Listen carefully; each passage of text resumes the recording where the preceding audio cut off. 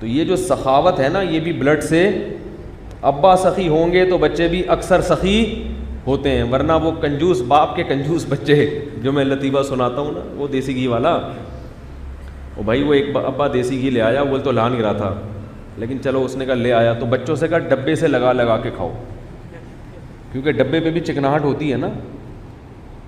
تو پھر اس کو سفر پہ جانا پڑ گیا، تو وہ دیسی گھی کا ڈبہ الماری میں بند کر کے چلا گیا، لاک لگا کے، کہیں ایک دم ضائع نہ ہو جائے۔ تو سفر سے جب واپس آیا تو بچوں سے پوچھا کہ دیکھو دیسی گھی کا ڈبہ تم نے کھولا تو نہیں الماری کھول کے؟ انہوں نے کہا نہیں نہیں ابو۔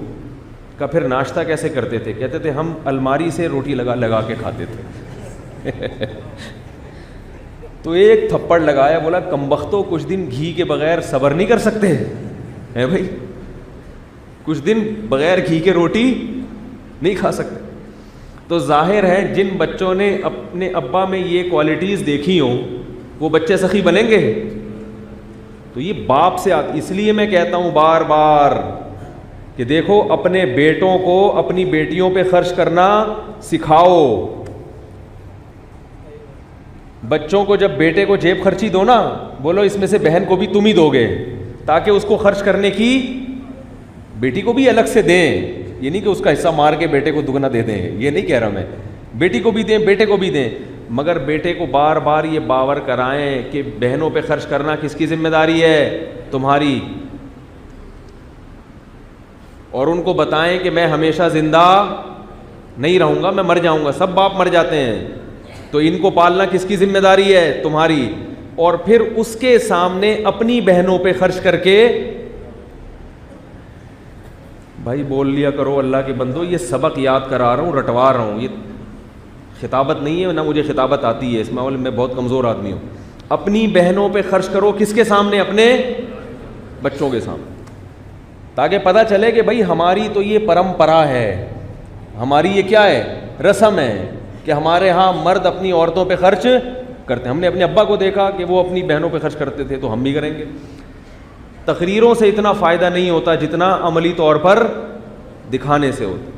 مرد خرچ کرتا ہوا ہی اچھا لگتا ہے، کیا خیال ہے؟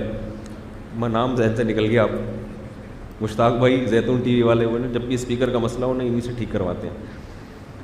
تو مرد جو ہے نا خرچ کرتا ہوا، بولو بھائی اچھا لگتا، اور اس سے مرد کی آمدن میں اللہ برکت بہت دیتے ہیں، بہت برکت دیتے ہیں اس سے۔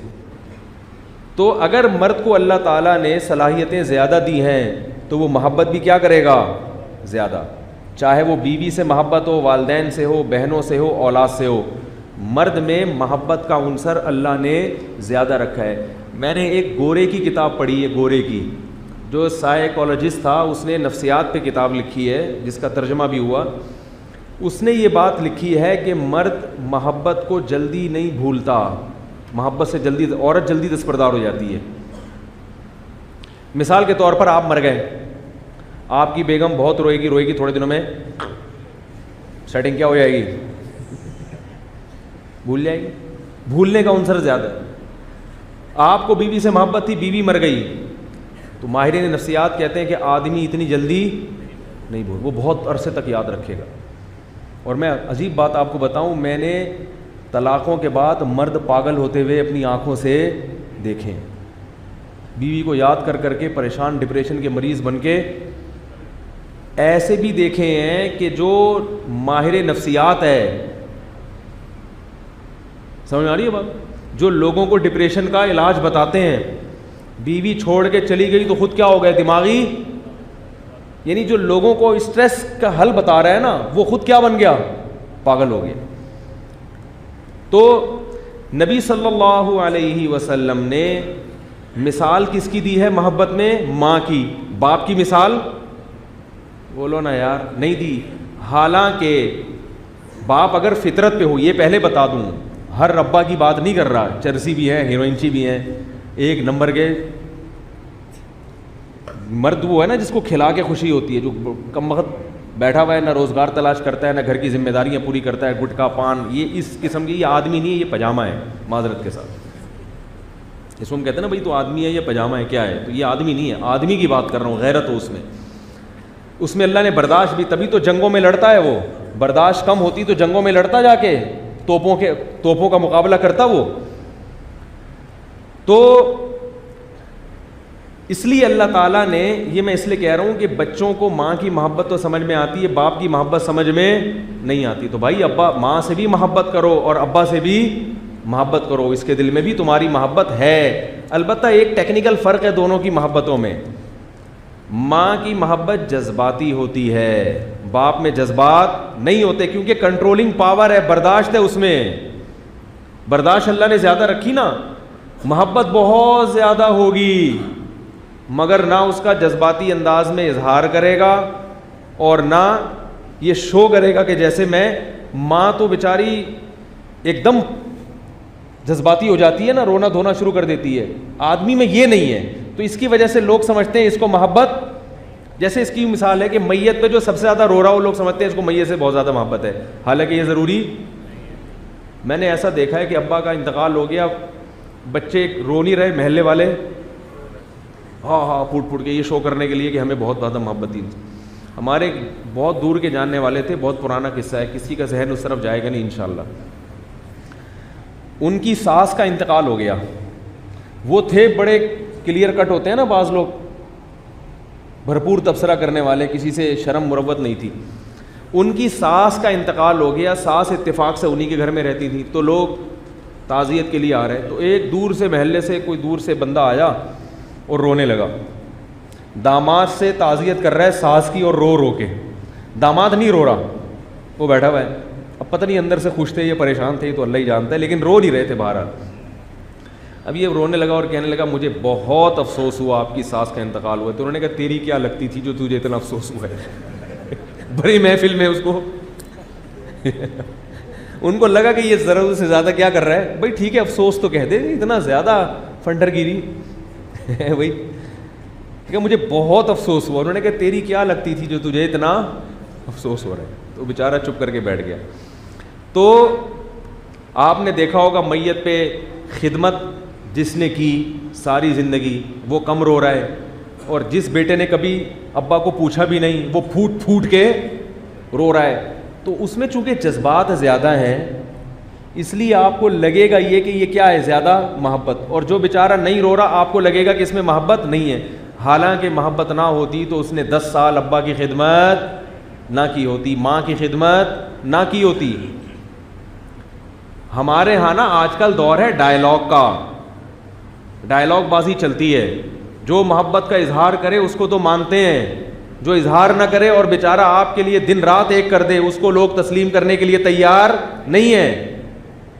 تبھی میں کہتا ہوں رشتہ داروں کا اللہ نے کوئی آلٹرنیٹ پیدا نہیں کیا. تبھی اسلام کہتا ہے سب سے پہلے بلڈ ریلیشن, باپ ماں بھائی بہن, سب سے پہلے یہ رشتہ ہے. باقی سب اس کے بعد, دوستی آ رہی ہے اس کے بعد ہیں. انہی کو لوگ لفٹ نہیں کرا رہے. بھائی سے محبت نہیں کرتے, دوستوں سے, دوستوں پہ دن رات پیسہ لٹا رہے ہیں. بہن کا خیال نہیں ہے, دوستوں پہ خوب لٹا رہے ہیں. ایک صاحب مجھے کہنے لگے کہ نہیں میرے بھائی کو تو محبت نہیں ہے, وہ تو ہر وقت ڈانٹ ٹپٹ کرتا ہے, ہر وقت تمیز سے بات ہی نہیں کرتا, اس کے اخلاق ہی صحیح نہیں ہے, جب بھی بات کرے گا ٹیڑھی آنکھوں سے اور ہر وقت طنزی کرتا رہتا ہے. اور وہ جو میرے ٹیچر ہیں یا میرے پیر و مرشد ہیں وہ تو اتنے اچھے ہیں. میں نے کہا اس جن پیر و مرشد کی بات کر رہے ہو نا ان کے ہاں رہو, اگر آپ کو ملیریا ہو جائے یا کوئی ٹی بی ہو جائے پھر دیکھو وہ اپنے گھر میں چھوڑتے ہیں, آپ کو نہیں چھوڑتے. وہ خود ہی آپ کے بھائی کو فون کریں گے, اپنی امانت, اس کو ایڈز ہو گیا ہے, دوسرے مریضوں کو بھی لگا دے گا یہ ٹھیک ہے نا, اپنی امانت گھر لے جاؤ. ایسے موقع پہ وہ جو بد اخلاق بھائی تھا, بھائی یہ آواز صحیح جا رہی ہے, مجھے لگ رہا ہے صحیح نہیں ہو رہی, اچھا چلو. ایسے موقع پہ جو بد اخلاق بھائی تھا وہ آپ کو سہارا دے گا. بے شک وہ گالیاں دے کے دے, ابے الو کے پٹھے ایڈز لگا کے آ گیا پتہ نہیں کہاں سے, صحیح ہے نا, گالیاں دے گا معذرت کے ساتھ, الٹا سیدھا کہے گا, مگر علاج بھی کون کرائے گا, وہی کرائے گا. جب آپ کا ایکسیڈنٹ, اللہ نہ کرے کسی کا ایکسیڈنٹ ہو جائے, روڈ پہ پڑے ہوئے ہو, تو لوگ آپ کے دوست کو فون کرتے ہیں یا بھائی کا نمبر, باپ کا نمبر تلاش کرتے ہیں. باپ نہیں ہوگا, بھائی نہیں ہوگا تو چچا ماموں کو تلاش کریں گے, اسی لیے قرآن کہتا ہے اولو الارحام بعضهم اولا ببعض فی کتاب اللہ، اللہ کی کتاب میں رشتہ داروں کا حق سب سے پہلے۔ خواتین اپنے بھائیوں کو نہیں مانتی آج کل، بدتمیزی کرتی ہیں اپنے بھائی کے ساتھ، کہتی ہیں ہمارا بھائی ہر وقت نصیحتیں کرتا رہتا ہے۔ میں ان سے کہتا ہوں کہ تم جب شادی کر کے جاؤ گی سسرال، بہنوئی اگر ظلم کرے گا تو تمہارے بوائے فرینڈ تمہارے کام نہیں آئیں گے، پھر کس کا دروازہ کھٹکھٹاؤ گی؟ بھائی کا، باپ کا۔ اور اگر باپ اور بھائی مضبوط ہوئے تو بہنوئی پھر ظلم کرتا بھی نہیں ہے۔ اسی لیے حکیم الامہ مولانا اشرف علی تھانوی نے لکھا ہے نا کہ جس عورت کے باپ اور بھائی ہوں تو اس پہ ظلم کرنا آسان نہیں ہے۔ وہ کھڑے ہوتے ہیں، بھائی کیا کر رہا ہے بھائی، خرچہ دے رہا ہے کہ نہیں دے رہا۔ وہ الگ بات ہے کہ آج کل ایسے بھائی بھی مارکیٹ میں آ رہے ہیں کہ جو رخصت کرنے کے بعد پھر پوچھتے ہے ہی نہیں۔ مارکیٹ میں ہر قسم کی، اللہ کا شکر ہے ہمارے ملک میں ہر چیز وافر مقدار میں، جہاں غیرت مند ہے تو بے غیرت بھی ہے، کیونکہ قیامت قریب ہے نا، تو اب معاملہ الٹا ہونا شروع ہو رہا ہے صاحب۔ تو بہنوں ظلم کر رہا ہے، بلکہ الٹا گھر کے دروازے بند کر دیتے ہیں، جو ہو ہم نے شادی کر دی، اب مرو جیو جو مرضی ہے وہیں رہو۔ یہ حرام ہے میرے بھائی، ناجائز ہے۔ خونی رشتہ بنایا ہے تو رخصتی کرنے کے بعد بھی بہنوئی کی خیر خیریت کر لیا کرو، اور ڈینٹنگ پینٹنگ کی اگر ضرورت ہے، ریپیئرنگ اس کی کروانی ہے تو وہ ریپیئرنگ کا کام بھی اپنے خرچے پہ، تمیز سے نہیں چل رہا تو ریپیئرنگ کی ضرورت ہوتی ہے نا بھائی۔ جب شادی ہوئی تو بڑے تمیز سے چل رہے تھے، اب تھوڑا سا سیٹنگ آؤٹ ہو گئی ہے، تھوڑی سی ریپیئرنگ کی آپ کو ضرورت۔ اور اگر اتنا خراب ہو گیا کہ کھول کے دوبارہ جوڑنا پڑ رہا ہے،